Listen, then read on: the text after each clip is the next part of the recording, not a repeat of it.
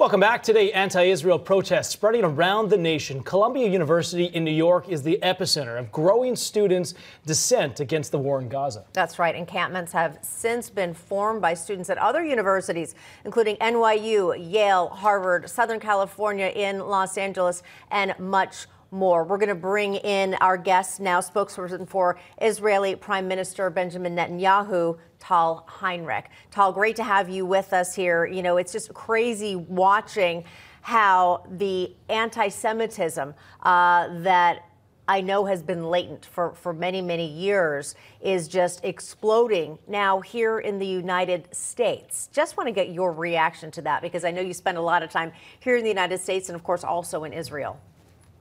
It is crazy, Katrina, and I commend you for calling it for what it is, because I see on various media outlets sometimes these protests are being covered as pro-Palestinian protest or simply anti-Israel, but they're not. We should call them for what they are. These are anti-Semitic protests. They're not only anti-Israel, by the way, they're anti-America, they anti-Western overall.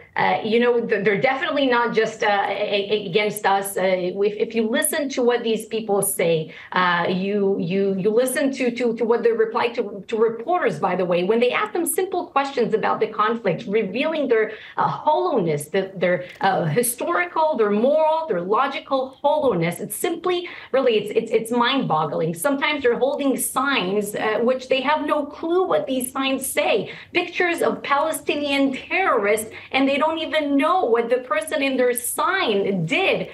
Which is really, really mind-boggling. You know, they're chanting for Iran, cheering for Hamas, chanting death to America, by the way, and globalize the Intifada, Hamas, give them hell, Al-Qassam brigades, you make us proud, and so forth.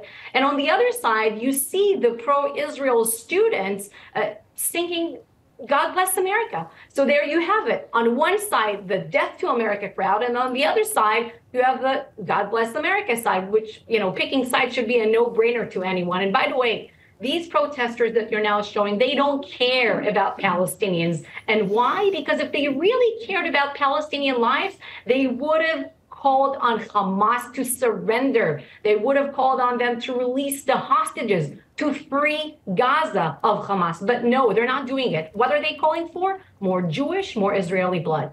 And speaking of the hostages, 18 countries are demanding a hostage release. Apparently there's a deal on the table right now. What can you tell us about that? Where is Israel's stance? So first, it's a very reassuring statement that, you know, so many countries came together and put it out, calling on Hamas to release the hostages. You know, they've been held hostage for more than 200 days now in Gaza. Hamas just released another horrific video of another hostage, Hirsch, Poland, you know, which is really trying to play some you know, propaganda, psychological warfare against Israel. Their condition is bad, and they should be at the forefront of every international discussion or coverage of this war, obviously. And unfortunately, we don't see it happening. Hamas, up until now, you know, they didn't want to release the hostages. This is why we continue to apply pressure on them. Every time Israel showed more flexibility in negotiations, so to say, Hamas they kept hardening their positions. Why? They want to remain in power. They want the IDF to withdraw completely from Gaza. They want to stay in power, control Gaza, live another day, and carry out another October 7th massacre. So that's where things are standing right now. They haven't been serious about the negotiations. You hear the same from us. You hear the same from the White House. Anyone involved in the negotiations knows this, but we will continue to fight. We will bring them home. We are proud to be a nation that's committed to the principle of, you know, leaving nobody behind. We managed to release over 100 hostages because we had a deal in place back in November. We hope to continue to negotiate, continue to apply military pressure on Hamas to try to yield another such framework, which we see the release of more hostages, and we will do whatever it takes to reach it. Tal, I wanted to get your thoughts on a statement we heard from Prime Minister Netanyahu yesterday, specifically regarding the protests here on American college campuses. I was thinking of you when I heard it, and I was very curious as to what your reaction would be. Take a listen. What's happening on America's college campuses is horrific. Anti-Semitic mobs have taken over leading universities. They call for the annihilation of Israel. They attack Jewish students. They attack Jewish faculty. This is reminiscent of what happened in German universities in the 1930s. More has to be done. It has to be done not only because they attack Israel, that's bad enough. Not only because they want to kill Jews wherever they are, that's bad enough. It's also, when you listen to them, it's also because they say not only death to Israel, death to the Jews, but death to America. Tal, that very much resonates with what you said at the beginning of this segment, but also the fact that the current Prime Minister of Israel is looking at America and being reminded of the horrible things happening in Germany at universities around the World War II era of Hitler and beyond.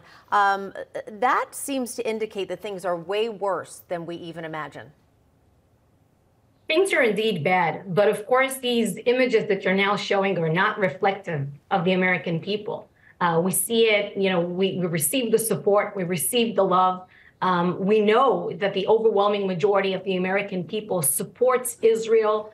People here do not support Hamas. You guys hate terrorists. We hate terrorists. You guys fought and you fight terrorists. This is exactly what we're doing. But Hamas are the ones who are praising these crowds, these ignorant, brainwashed, useful idiot crowds. And why? Because this is the one leverage that they hope that they have against Israel: international pressure.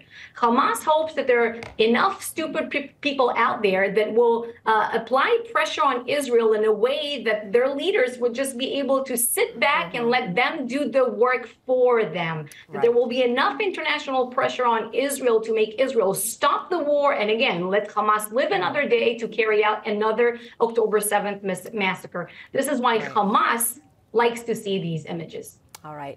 Tal Heinrich, we always appreciate your insight. Thank you so much for being with us. Appreciate it. Thank you.